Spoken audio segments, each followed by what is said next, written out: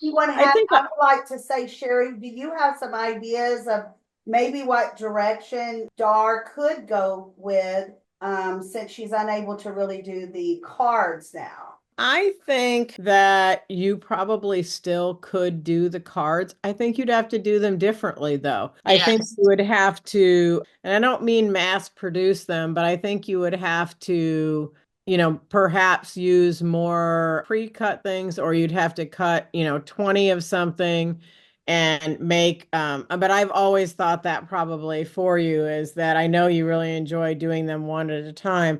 But I think given the situation, you're going to have to think about how can I make use of doing like cutting out 20 Christmas trees at one time? Because a lot of your things are going to be punches or whatever, right? Or Nowadays. something like that. Like you can do that. You just have to spatially in your mind imagine how the card's going to look, but each one's going to be in a little bit slightly different. They're still going to be individually made, but think about making 20 at a time instead of doing all sorts of one and maybe not so elaborate. Maybe they don't have to be quite as elaborate as you have made them. That thought Maybe that thought just popped into my mind before you said that.